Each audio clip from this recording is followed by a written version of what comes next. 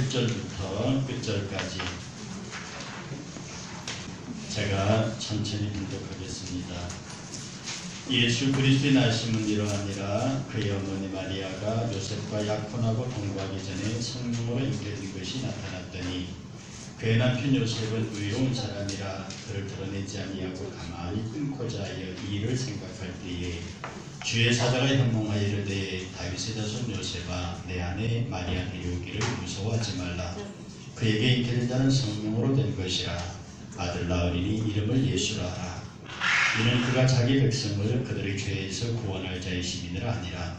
이 모든 일이 된 것은 주께서 선지자로 하신 말씀을 이루려 하시리니 이르시되 보라 처녀가 잉태하여 아들을 낳을 것이요 그의 이름은 임마누엘이라 하리라 하셨으니 이를 번역한즉 하나님이 우리와 함께 계시다 함이라. 요셉이 잠에서 깨어 일어나 주의 사자의 분부대로 행하여 그의 아들을 데려왔으나 아들을 낳기까지 동침하지 아니하더니 나음의 이름을 예수라 하니라. 아멘. 한사회 평안하셨습니까? 아멘. 평안하다는 게 무슨 뜻인지 아세요? 평안하다 그렇게 물으면 사람들이 우리 집에 별일 없어요 그렇게 이해를 하시는데 그런 뜻이 아니고 그건 세상이 말하는 평안이고요. 평안하셨습니까? 이렇게 제가 주일날 인사하거나 여러분에게 편지를 보내거나 글을 쓰거나 할 때 꼭 밑에다가 평안을 빕니다 그렇게 쓰거든요. 이 평안은 하나님과 연결되셨습니까? 그런 뜻입니다. 하나님과 연결되셨습니까? 평안하셨습니까? 네, 하나님과 연결되시는 여러분 되시기를 주의 이름으로 축복합니다. 지난 시간까지 3번 동안 예수 그리스도의 족보를 통해서 그 족보가 우리에게 주는 의미가 무엇인지에 관해서 많이 생각했습니다. 오늘은 그 족보에 대한 여러분의 기억을 가지고 예수 그리스도의 나심은 이러하니라 이 말 자체도 상당한 무게를 가지고 있습니다. 아브라함과 다윗 자손 예수 그리스도의 세계라 이렇게 했다가 족보가 딱 나오고 다음 예수의 출생 기사가 나오면서 예수 그리스도의 나심은 이러하니라 아주 선언적이고 표현 자체가 굉장히 강렬합니다. 소위 말해서 꼼짝 마라 이런 뜻입니다. 예수의 출생이 너희들이 생각하는 일반 범상한 출생이 아니라는 거죠. 분명히 예수님께서는 정혼기간이 났습니다. 유대인들은 3번의 결혼 언약을 하는데요. 첫째가 약혼입니다. 이것은 보통 어렸을 때에 부모끼리 하는 약속인데 이건 깨어질 가능성이 상당히 높은 거죠. 이 약혼이 있고 그 다음에 정혼이 있는데 이것은 거의 90% 결혼입니다. 두 사람이 같이 같은 방을 쓰지 않는다는 것 외에는 전혀 차이가 없어서 이 정혼기간이 1년 정도가 되는데 이때 남편이 죽으면 그 여자는 과부가 됩니다. 이때 서로 간에 불륜이 있으면 그것은 바로 부부간의 문제로 발전하는 사실상의 부부지만 잠만 자취하지 않은 그런 상태를 정혼이라고 말합니다. 그 뒤에 1년 뒤에 결혼의 상태가 있는데 오늘 예수 그리스도의 출생의 그 기간은 마리아와 요셉의 정혼기간입니다. 그런데 여기 본문을 쭉 읽어보면요. 요셉이 꿈을 꾸고 천사가 말을 하고 그 다음에 예수 그리스도의 나심은 이러하니라는 이 문단이 진행될 적에 그 주어가 마리아입니다. 그 주어가 마리아입니다. 여러분들 이 어순이 주어가 무엇이냐가 굉장히 중요합니다. 여러분 성경에 보면 사도행전에 보면요. 처음에는 베드로 이름이 쫙 나옵니다.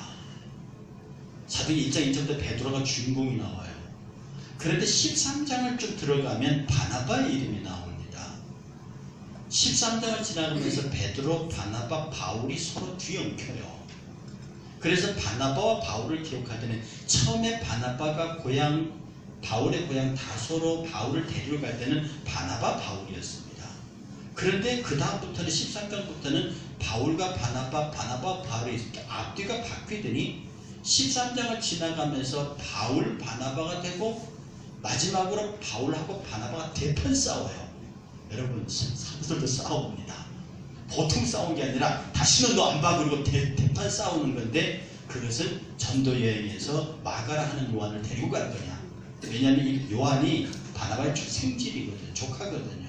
그래 데려가고 싶은데 옛날에 요한이 같이 전도여행 갔다 힘들어서 도망가 버린 적이 있습니다. 그러니까 바울이 저런 녀석하고 같이 못 가. 근데 조카라고 데려가려고 그러고 바울은 안 된다고 해서 둘이가 갈랐습니다. 그리고 바나바는 요한을 데리고 가는데, 그리고 바울은 실라를 데리고 가는데, 그때서부터 바나바 이름은 성경에 등장하지 않습니다. 그리고 사도행전 15장에서 이방인들에게도 구원이 있느냐는 문제를 치열하게 논쟁하다가 사도회의가 열리고 거기에서 베드로가 일어나서 한마디 하고 최종 결론을 내는 거기까지 베드로 얘기가 나오는데 사도행전 15장 이후에 베드로 이름이 안 나옵니다. 놀라운 것은요, 베드로가 어떤 사람입니까? 그런데 성경은 베드로가 어떻게 죽었는지를 전혀 기록하지 못합니다. 어떤 사람 베드로가 십자가를 거꾸로 메고 죽었다고 그러는데요, 그건 기독교 전설입니다.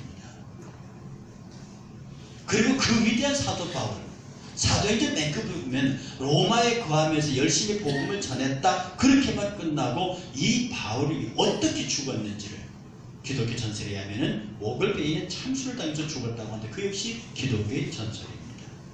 도마가 인도 가서 머리 껍질이 벗겨서 죽었다, 그것도 기독교의 전설입니다. 참으로 이상한 것은 예수 그리스도 12사도와 바울, 그리고 그 당대에 복음으로 휩쓸었던 자들의 마지막이 어떻게 됐는지 성경은 일체 지목하고 있습니다. 그럴 뿐입니까? 예수님이 나실 때 그 출생의 기사는 어마어마합니다. 예수님 돌아가실 때 그 십자가 지시는 골고다의 그 모체의 기록은 성경 복음서의 핵심을 이룰 만큼 대단합니다. 그런데 정작 중요한 것은 예수 그리스도의 출생의 날짜와 돌아가신 날짜가 기록이 없다는 거예요. 성경학자들이 아무리 뒤져도 이게 예수의 탄생일인지 저게 예수의 돌아가신 날인지 아무도 그것을 알지 못하고 결국 우리가 15일, 25일 크리스마스라고 섬기는 것은 교회사에 의하면은 예수 탄생일의 추정일이 1월 7일이다, 12월 25일이다 막 논쟁하고 있는 가운데 당시 세추날리아라고 12월 25일이 로마의 농신제 축제입니다. 거기에 그리스도인들이 들어가고 그 농신제 음란한 축제에 같이 어울리니까 교황청이 고민하다가 에이 그냥 12월 25일을 크리스마스 탄생일로 공포하면서 로마 농신제하고 엎쳐져 버렸습니다. 그래서 지금 크리스마스 때 하고 있는 상당한 풍속들이 전부 다 이방 풍속들이 들어가는 게 많습니다. 크레바추리라든지 이런 것들, 그 다음에 전나무에다가 매다는 거라든지 이런 것들이 전부 이방 풍속들입니다. 그래서 사실 그리스도의 교회가 크리스마스를 못마땅히 하는 이유도 거기 있습니다. 예수의 출생에 관하여 성경은 분명하게 기록을 하네요. 그 날짜에 관해서 돌아가신 사건은 자세히 기록하는데 돌아가신 날짜를 기록하지 않습니다. 여러분 노아의 홍수 기록을 보세요. 거기는요 몇 월 며칠 언제에 비가 시작되고 40일이 지나서 무슨 달에 뭐가 되고 세상의 신화라고 하면서도 우리나라 신화는요 옛날 옛적에 호랑이 담배 먹던 시절 이러고 얘기 시작하는데 그 홍수 사건은요 몇 달 몇 시간 딱딱딱 기록해가면서 비둘기를 한 번 내버렸더니 그냥 돌아오고 그 다음 두 번째 내보냈더니 이파리 물고 오고 세 번째 내보냈더니 안 돌아오더라. 이렇게 물이 줄어가는 과정을 과학적인 비둘기를 통해서 증명해가 아주 자세하게 날짜까지 기록했는데 예수 그리스도의 출생과 예수 그리스도의 사망에 관해서는 날짜는 일체 침묵하고 있다는 거예요. 위대한 사도들, 정말로 복음을 위해서 우리에게 기라상 같은 분들이 돌아가셨는데도 그 돌아가신 날짜에 대해서 성경은 침묵하고 있습니다. 여기 어떤 메시지가 있느냐? 예수 그리스도의 시작을 따지고 마지막을 따지는 것은 지극히 인간적인 사고라는 겁니다. 그분에게는 시작도 없고 끝도 없는 분입니다. 그는 처음이고 마지막입니다. 그런 분을 우리 인간의 바운다리에 집어넣어서 이분의 생일과 이분의 장례일로 맞추는 것은 지극히 그를 인간화시킨다는 전형적인 모습입니다. 그럼 우리는 그분은 매일 매순간 저와 여러분에게서 출생하시는 분입니다. 2000년 전에 유대 베들 땅에 태어나셨지만 지금도 우리 안에서 여전히 태어나시고 지금도 여전히 많은 인생들의 가슴속에 매일 그분은 태어나시고 그분은 매일 우리 안에서 나와 여러분을 위해서 죽으십니다. 그럼 우리에게는 매일이 크리스마스, 매일 크리스마스요. 매일이 그분의 죽으심과 부활의 날입니다. 그러니 그리스도를 특정한 날짜에 가두려고 하는 시도는 결코 복음적이라고 볼 수 없습니다. 그리고 그 위대한 베드로 어떻게 죽었는지를 알 수가 없어요. 그 위대한 사도 바울 어떻게 죽었는지 알 수 없어요. 이것의 성경의 메시지는 뭡니까? 네가 죽도록 위해서 주를 위했느냐? That's okay. 그것으로 족하다. 임성택, 네가 여기까지 해서 와 그러면 지나간 건 너 나하고 계산할 것이고 그것을 세상에게 알려서 네가 그것을 만약에 지금 바울이 죽은 날짜 있어 보세요. 베드로가 죽은 날짜 있어 보세요. 지금 모든 교회들은 그가 돌아가신 날들을 길이길이 성일로 축복하고 있을 겁니다. 성령께서는 단호히 그 베드로의 사역이 끝나자마자 아주 단호하게 제가 볼게 어떤 면에서 굉장히 정말 인정머리 없으세요. 다 데려가 버리고 마십니다.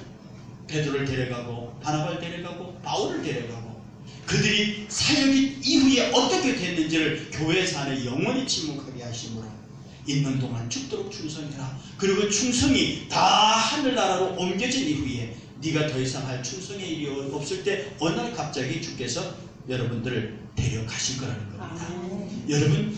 여러분들은 언제 돌아가실지 압니다. 김호기 권사님 언제 돌아가실지 압니까? 내가 언제 권사님 장례를 진리할 것 같습니까? 예, 권사님들, 연락하신 권사님들 언제 이 목사가 여러분의 장례를 진리하실 것 같습니까? 모르신다고요? 아이, 부처 믿는 도인들도 안다는데 우리가 그걸 몰라요. 압니다. 언제인 줄 압니까? 여러분이 스스로 하나님 앞에 서서 이제 제가 더 이상 할 일이 없어요. 그러면 그 다음에 돌아가십니다. 아멘. 아멘 소리 제일 컸어요. 할 일이 많으시다는 뜻이거든요. 여러분 기억하십시오. 나는 이제 더 이상 주를 위해서 할 일이 없다 라고 생각하면 하나님이 그를 살려줄 이유가 없습니다. 자살이 왜 죄인 줄 안가요? 자살은요 자기를 죽이는 자기 살인인 동시에 이건 자기 살인 정도가 아닙니다. 이 자살은 하나님께서 한 인간을 천하보다도 귀중히 여기신다 그랬거든요.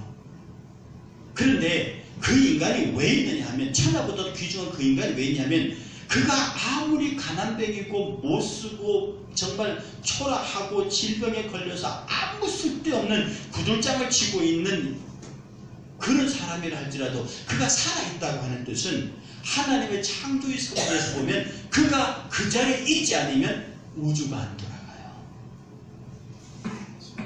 그가 그 자리에 살아있는 그 존재가 하나님이 살려주셨는데 천하의 사람들이 다 무익한 사람처럼 보여도 그가 그 자리에 있지 않으면 그 하나님이 창조하신 세계가 그때는 돌아가지 않는 거라고. 그런데 그를 강제로 빼버린단 말입니다. 이게 살인이고 스스로 빠지는 거예요. 이것은 하나님의 천지운행의 섭리를 정면으로 거스리는, 이게 어찌 금수와 내생의 구원의 길이 있다고 생각합니까? 근데 요새 젊은 것들이요 15층 아파트가 무슨 딸빙장으로 보입니까? 아니 지가 한강 다리가 무슨 놀이터로 보이냐고요. 뛰어내리면 죽습니다. 그런데 그렇게 자기 목숨을 쉽게 여기는 것은 자기 목숨 하나 가는 건 상관없지만 하나님의 전체 우주 섭리 가운데 내가 존재하는 나를 스스로 빼버리는 이 죄는 하나님의 훗날에 분명히 따지십니다. 그러면 혹시 여러분에게 악한 영이 찾아오셔서 야, 너 그만 살자라고 불길한 예감을 주시거든, 혹시 그쪽으로 끌거든, 마귀야 저리 가거라. 난 아직 살아야 할 이유가 있다. 난 아직 살아야 할 이유가 있다. 여기 70 이상 되신 분들 따라서 하십시오. 나는 아직 살아야 할 이유가 있다. 아직 주께서 여러분들에게 부탁하신 일들이 있습니다. 그래 이 말은 뭐냐면 마리아가 항상 그 이름에 나와요. 이 이름이 먼저 나오는 것은 그가 중요하다는 뜻인데 2장에 넘어가서 마리아가 예수를 데리고 도망가는 장면이 나옵니다. 마태복음 2장 11절에 가면요 집에 들어가 아기와 그 모친을 본다, 이렇게 동방박사들이 안에 들어가서 예수를 경배하는데 성경은 마태는 기록하기를 아기와 그 모친, 14절에도 아기와 그의 어머니, 20절에도 아기와 모친, 21절에도 아기와 모친, 아기가 항상 앞에 나와 있습니다. 왜냐하면 마리아보다는 예수가 앞선다는 뜻입니다. 이것은 우리의 영적 질서를 얘기합니다. 여러분들이 모두 우리가 흔히 말하잖아요. 하나님 중심, 말씀 중심, 기도 은혜 주시 이 말 하잖아요. 여러분 앞에 항상 예수가 앞서야 합니다. 항상 은혜가 앞서야 합니다. 오직 하나님, 오직 말씀, 오직 은혜. 이게 종교개혁의 3대 키치프레이즈인데요. 우리 삶 자체가 오직 그의 은혜. 여기는 나는 없습니다. 나는 날마다 죽는다. 나는 없습니다. 내가 무엇을 하든지 그리스도, 내가 무엇을 하든지 교회, 내가 무엇을 하든지 주의 거룩한 영. 이것을 앞서 내세우고 말하고 그렇게 말하는 것이 우리의 정상적인 신앙의 태도입니다. 많은 사람들은 작은 일을 해놓고도 그것이 마치 자기가 한 것처럼 이런 것들을 우리가 과감히 끊어내고, 오늘 마태가 이 성경을 기록하면서 마리아라고 하는 이름을 주어로 끌어낸 그의 의도를 우리는 깊이 생각해 보아야 합니다. 두 번째, 정원한 상태에서 났어요. 뒤에 설명드리겠습니다만은 이 요셉 웃기는 사람입니다. 뭐라고 합니까? 그거 한번 보실래요? 이 보면은 여러분 그냥 지나지 마세요. 이게 이 장 보면 이렇게입니다. 19절에요. 그의 남편 요셉은 의로운 사람이라 그를 드러내지 않고 가만히 끊고 자요. 이 말이 됩니까? 자기가 정원한 여자가 자기하고 상관없이 아이를 가졌어요. 그를 율법에는 뭐라고 되어 있습니까? 그를 고발하고 끌어내서 돌로 치게 되어 있습니다. 이게 의로운 사람입니다. 율법의 의로운 사람은 죄를 범한 자를 끌어내서 공중 앞에 고발하고 그를 향해서 율법의 명한대로 돌로 쳐서, 그러니 요셉이 진짜 의로운 사람이 되기 위해서는 야 동네 사람들은 다 모여라. 나하고 정혼한 저 마리아 여자가 나와 상관없이 아이를 가졌다 라고 고발하고 그 부정을 저지른 죄를 정죄하고 하나님 앞에서 정당히 처벌하기 위해서 그를 향해서 일제히 돌을 들고 마리아를 돌로 떼어 죽이는 것이 의로운 사람입니다. 그런데 마태는요, 그걸 덮어주고 마리아의 죄를 덮어주고 마리아에게 망신을 주지 않으려고 가만히 끊으려는 요셉을 의롭다고 말합니다. 이 성경 구절을 그냥 넘어가시나요? 여러분이 주님의 족보를 읽을 때에 유다는 다말에게서 베레스와 세라를 낳고 이 기록이 올 때, 보아스는 룻에게서 이런 기록이 나올 때, 다윗은 우리아의 아내에게서 솔로몬을 낳고 이런 기록이 나올 때, 여러분 기록에 탁탁 걸리지 않습니까? 왜 이 표현을 왜 썼을까? 요셉이 의로운 사람이라며. 그런데 의로운 사람이 의로운 짓을 안 하고 오히려 율법을 거스르는 짓을 했는데 성경은 마태를 통해서 의로운 사람이라고 기록하고 있거든요. 바로 여기에서 요셉이라는 사람이 깨달은 복음이 있습니다. 여러분을 여쭤보겠습니다. 하나님께서 율법을 지키라고 주셨습니까? 하나님께서 구약 율법을 주실 때에 지키라고 주셨습니까? 대답하십시오. 예, 지키라고 주셨지요. 그런데 율법은 지킬 수 있습니까? 없습니까? 율법은요, 장로 이전까지 올라가면 이 율법을 지키면 이 율법을 못 지키도록 되어 있어요. 서로 율법이 엉켜가지고 이걸 지키면 이걸 못 지키게 되어 있다니까요. 그런데 율법이 100개인데 그 중에 하나만 어겨도 이게 마치 쇠사슬 같아가지고 100개의 쇠사슬인데 다 튼튼한데 하나만 딱 끊어지면 그럼 그대로 바로 지옥을 지켜간다고요. 여러분, 살인죄나 거짓말이나 도둑질이나 간이나 똑같습니다. 우리에게는 저놈은 사형에 해당하는 죄, 저놈은 집행유예에 해당하는 죄, 벌금에 해당하는 죄지만 하나님의 죄는 똑같습니다. 그러니까 99개를 다 지키고 하나만 안 지켜도 지옥 가는 것이 죽는 것인데, 그런데 율법을 안 지키면 지옥 간다고 되어 있단 말이에요. 지켜보세요. 되는가? 율법을 지킬 수 있다고 말하는 사람? 율법의 특심과 율법에 매달려서 조문조문에 대해서 사도바울입니다. 나는 율법의 특심과 나는 날 때부터 베냐민 지파다. 여러분, 베냐민 지파가 왜 자랑스러운 줄 아세요? 베냐민 지파는 이스라엘에게서 귀족 지파입니다. 초대 왕이 나왔고요. 그의 아버지 야곱이 너무도 사랑했던 베냐민이니까 스스로 베냐민 지파인 것이, 그리고 베냐민 지파를 끝까지 형 유다와 독립적인 왕을 이루는 나라예요. 그러니까 그 베냐민 지파인 것이 유대인들이 너무 자랑스러운 거야. 율법으로 내게 흥없다고 말했어요. 그러니까 바울이 그 정도로 대단하니까 하나님께서 그를 쳐서 꺾는 겁니다. 율법은 지킬 수 없게 되어 있습니다.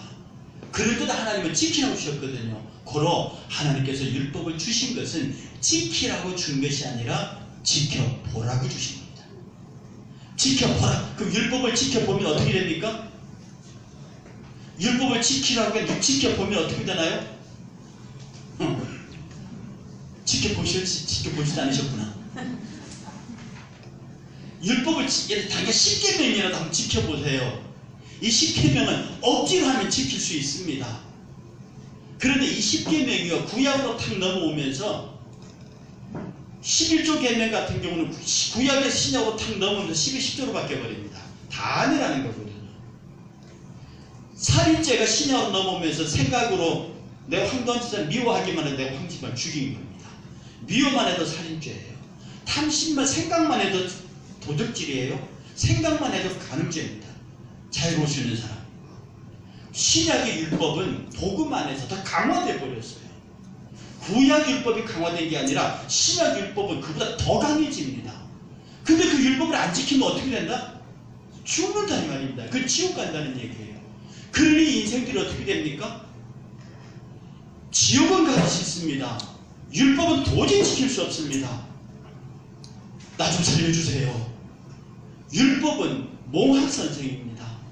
율법은 지키다가 안 되니까 나 더 이상 못 지키겠습니다. 어떻게 나 좀 해주십시오. 여기까지 끌고 온다는 거예요. 몽학 선생이 뭐냐면 노예 선생인데, 고대 이스라엘과 로마 사회 속에서는 이 교사들이 노예들이었습니다.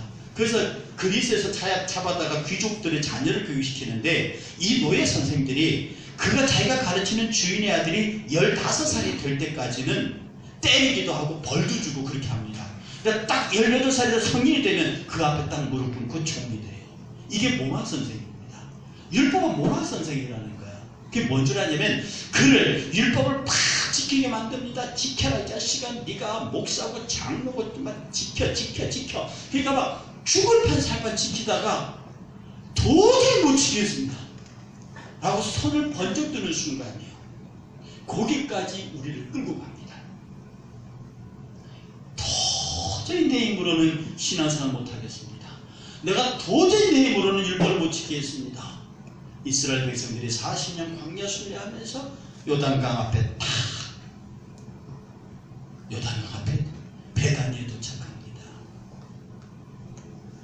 여러분, 베다니가 뜻이 하늘이 열린다는 뜻이거든요. 그 베다니를 통해서 이스라엘 군대가 들어옵니다. 지난번에 말씀드렸대로 모세는 눈이 쌍쌍하게 느보산 꼭대기에서 이스라엘 땅을 보면서 못 들어갔고요. 그는 모세는 율법의 상징이기 때문에 그렇습니다. 그러나 여호수아, 예수, 복음의 상징은 그 군대를 이끌고 하나님의 말씀을 앞세우고 들어옵니다. 그래서 복음은 은혜라는 거거든요. 이렇게 가르쳐 들어옵니다. 뭐냐면 모세는 율법의 성격으로 이스라엘 백성을 요단강 앞까지 들어옵니다. 그런데 예수께서는 어디서 세례를 받으셨나요? 베다니에서 받습니다. 요단강 베다니에서 받습니다. 이스라엘 군대가 건너오는 그 자리에서 예수께, 그래서 이스라엘 군대가 들어올 때는 요단강을 갈랐지만 예수께서 세례를 받으실 때는 어디가 갈라졌어요? 하늘이 갈라지고 비둘기가 성령이 비둘기같이 내려왔습니다. 이는 내 사랑하는 자, 내 기뻐하는 자니라. 결국은 율법을 지켜서는 완성될 수 없는 일을 예수 그리스도의 은혜와 그의 복음이 우리를 살린다는 뜻입니다. 그러면 우리가 여러분이 열심히 전도해 보세요. 전도를 해보니까 이 전도가 얼마나 힘들다는 게 알거든요. 헌금해 보세요. 여러분이 헌금을 해보면 내가 매주 10,000원 헌금하는 게 얼마나 힘들다는 걸 알아요. 내가 전도해보고, 내가 헌금해보고, 내가 기도해보고, 내가 길거리에서 예수 때문에 망신을 당해보면 그 그렇게 예수를 위해서 산다는 게 얼마나 내 행위가 힘든가 안다고요. 거기에 타고 들어서 주님 내 힘으로 못. 왜냐하면 내 힘으로 하면 힘들어요. 여러분 교회 봉사하실 때 앞으로 이런 말씀 잘 드리겠지만 여러분의 힘으로 봉사하잖아요. 여러분의 힘으로 뭘 하잖아요. 그러면 겉으로 하긴 하는데 속이 무지하게 힘이 들어요. 마치 미운 사람하고 연애를 계속하는 것 같아요. 겉으로는 하하 웃고 행복한 척한데 속으로는 썩어 들어가요. 우리 믿음의 생활은 내 마음속에 어쩔 수 없어서 그를 향한 충성과 사랑의 행동이 그냥 튀어나오는 겁니다. 이게 복음이거든요. 그래서 율법의 세계 앞에서는 강제되고 내가 더 이상 할 수 없어서 하나님 나 여기서 못합니다. 그래서 율법은 거울이라고 했어요. 율법은 그 앞에 딱 서면 내가 얼마나 추한 존재인지, 여러분 율법을 지켜보면, 하나님의 말씀을 지켜보면 내가 얼마나 더럽고 무능하고, 왜 무능은 말씀을 못 지킨다는 뜻입니다. 그 율법 앞에 비친 내 죄상과 무능을 발견하고 하나님 도와주십시오 라고 율법이 우리를 은혜의 복음으로 불러갑니다. 그 순간에 주께서 그렇지 너는 못하지. 그러면 여러분들이요 다 열심히 생활하시고 부지런히 일하시고 그렇게 하는데도 도저히 내 손을 못하겠다 라고 여러분이 다 포기하는 그 순간에 주님이 출발하십니다. 여러분 자식들이 있잖아요. 남편 아내 있잖아요. 80세 넘은 노인 할머니한테 마이크를 갖다 대고 할머니 저 할아버지를 내 사자성으로 정리해 주세요. 그랬더니 그 양반이 딱 할아버지 보더니 평생 원수. 내 힘으로는 갈 수. 그래서 내가 저놈과 도저히 어떻게 못하겠다. 하나님 하고 부르짖는 순간에 주께서 그때부터 당신의 남편과 아내를 자식을 다룹니다. 그 시점이 뭐냐? 여러분의 눈물의 기도가 차범치는 순간입니다. 여러분이 힘으로 해보세요. 안 되는 게 사람입니다. 우리 교회 성장도요 해보세요. 안 된다니까요. 그런데 여러분의 교회를 향한 우리의 노력과 우리의 힘으로 무엇을 하기보다는 우리의 눈물을 보시고 우리의 정성을 보시고 우리의 기도가 딱 이 잔을 넘치는 순간에 그때부터는 저절로 돼. 성경 말합니다. 너희에게 무엇을 있어야 할 줄 너희 천부께서는 미리 아시느냐. 우리 구할 때는 주신다. 왜? 이게 철철철철 넘치면은요 내가 그래서 하는 말로 바꾸라는 겁니다. 주님은 여러분 일하시고 여러분은 주님 일하시면 돼요. 여러분이 기도하는 순간 넘침부터 교회와 주의 열심히 섬기면요 하나님이 너 직장생활해 직장생활 이렇게 말씀하시는데 그건 당신이 하세요. 당신이 내 사업하시고 내게 하는데 나는 교회 하랍니다. 하나님 놀래갖고 막으셔요. 하나님이 여러분의 삶과 가정을 지키는 게 완벽하겠습니까? 여러분의 힘으로 여러분을 지키는 게 완벽하겠습니까? 전혀 다른 차원이에요. 오늘 저와 여러분들이 이 힘과 여러분의 힘과 능으로 율법적 사고로 끌고 가는 것이 아니라 은혜로 끌고 간다는 말이 무슨 말이냐? 내가 최선을 다했습니다. 하나님 여기서 나 더 이상 못하겠습니다 라고 여러분의 무능과 여러분의 실존을 그대로 고하는 순간에 주님께서 생각하십니다. 주님께 말합니다. 그렇지 너는 여기까지. 이제부터는 내가 아니 나와 함께 가자. 아멘. 그래서 예수님과 함께 간다 임마누엘입니다. 뒤에 가서 임마누엘에 대해서 한참 설명을 하겠지만 이제부터는 나와 가자. 나와 좋은 길로 가자. 이제부터는 나와 함께 가자. 좋은 길로. 그곳에서 바로 승리의 역사가 있을 것이라고 하는 겁니다. 어떤 경우에도 율법의 완전 율법이라고 하는 것은 그 율법을 죄를 지었기 때문에 쳐 죽이는 게 아니라 율법의 근본 정신은 사람이라. 요셉은 정확하게 의로운 사람이었습니다. 그리고 이 율법이 가늠한 자에게 돌로 치라고 하는 이 율법이 무엇을 의미하는지를, 그래서 자기의 사랑하는 종은녀가 동네 사람들에게 망신당하지 않고 고요히 그에게 이혼정서를 써주, 그것도 율법적이니까 이혼정서를 써줌으로써 모든 것을 정리하려고 했다는 겁니다. 그때 성령께서 탁 개입하셔서 요셉 그런 거 아니야. 이 여자는 아무 상관없이 성령으로 잉태된 것이다. 이렇게 말합니다. 사랑하는 여러분들께서 이 말씀을 들으면서 여러분들은 어떤 생각을 가지십니까? 성령으로 잉태됐대요. 저는 이 성경 구절을 보고 참 많이 고민했습니다. 성령으로 잉태했다. 그런데 이 창세기로 딱 가보면 말입니다. 창세기로 가보면 하나님께서 인간을 흙에서 지으시고 그에게 생명을 불어넣어서 인간을 만드십니다. 그게 첫 아담입니다. 그런데 하나님께서는 흙으로 만들어진 인간, 여인의 자궁 속에 옛날에는 흙으로 만든 인간 속에 생명을 불어넣으셨는데 이제는 여성의 몸 속에 하나님의 영 자신이 그 안에 성자께서 태의 모양으로 들어가 버리십니다. 이게 둘째 아담입니다. 첫째 아담은 하나님이 흙으로 비우시고 그의 생명으로 불어넣으셔서 만든 첫째 아담입니다. 그러나 그에게는 타락의 위험이 있었으나 둘째 아담은 하나님께서 육체로 만드신 그 여인의 몸속에 하나님 자신이 태로 들어가셔서 제 둘째 아담이 되심으로 말미암아 그 아담으로 말미암은 둘째 아담은 다시는 재타락하여 다시는 눈물과 슬픔과 고통과 이별과 아픔이 없는 새하늘과 새 땅으로 올라가기에 합당한 존재로 창조하셨다. 할렐루야. 바로 이것이 오늘 성령으로 잉태했다는 말입니다. 로하의 생명을 풀어넣어서 생명을 만드신지라 여기에 성령으로 잉태하게 하셔서 예수 그리스도로 태어나게 하셨습니다. 둘째 창조의 위대한 역사가 여기 있습니다. 이거 한 줄로 지나갈 수 있는 게 아닙니다. 저는 이 성경 구절을 읽으면서요, 하나님 성령을 통한 잉태다. 이걸 이방 사람들과 이방 종교에서는요, 인간과 신의 성적 교합이다 이렇게 몰아가는 천박한 존재들이 있습니다. 이 사건은요, 하나님이 인간을 흙으로 만들고 그 속에 생명을 부어넣었다는 첫 창조에 대한 이해가 없이는 성령 잉태의 사건이 해석되지가 않습니다. 그래서 성령께서 남자와 상관없는 깨끗한 처녀에게서 출생하심으로 그는 인간의 유전적 죄와 상관없이 출생하셨습니다. 그러므로 구약에서 속죄양의 조건은 점 없고 흠 없고 티 없는 일련된 수양입니다.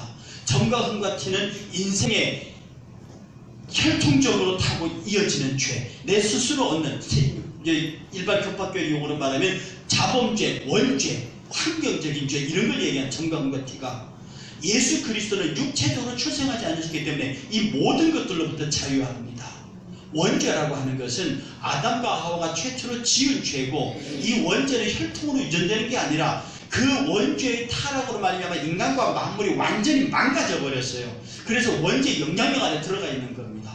그러니까 모든 사람이 태어날 때 악하게 태어나는 모든 사람이 죄를 범하였으면 하나님의 영광에 이르지 못하더니 사람이 한 번 죽는 것은 정함이죠. 그거는 심판이 있다. 그래서 모두 원죄의 영향력 아래 있고 스스로 죄를 짓게 되어 있습니다. 그런데 예수 그리스도의 출생은 하나님의 성령께서 그의 성자가 여인의 몸 안에 처녀의 몸에 탄생하게 하기 때문에 태어나실 때 점과 흠과 티, 영과 육과 혼의 어떠한 결점도 없이 완벽한 인간 아담이 처음 만들어 생명일 때와 똑같은 완벽한 둘째 아담으로 출생하셨지만 첫 아담과 둘째 아담의 차이는 첫 아담은 타락의 가능성이 있었지만 둘째 아담은 타락의 가능성이 없습니다. 그래서 그가 완벽한 구세주가 될 수 있다는 것이죠.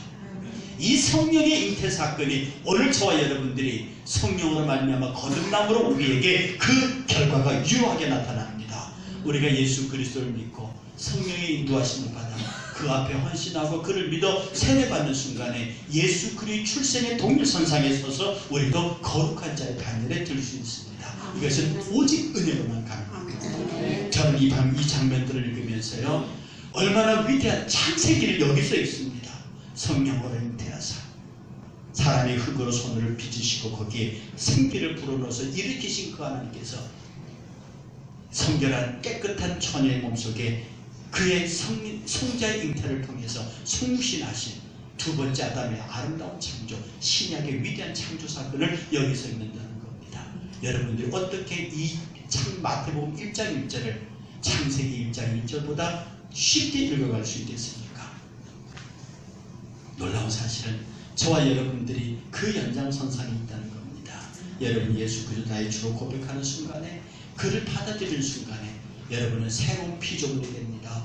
예수 그리스도가 거룩하게 출생하신 것처럼 우리도 주 안에서 새로운 피조물로 거듭나 감히 사단이 손댈 수 없는 위대한 하나님의 사람으로 세워집니다. 아멘. 우리 함께 기도하겠습니다.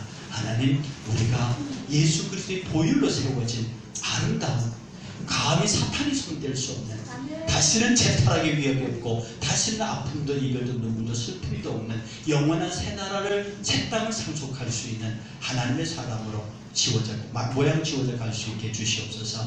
우리 함께 동성으로 기도합니다.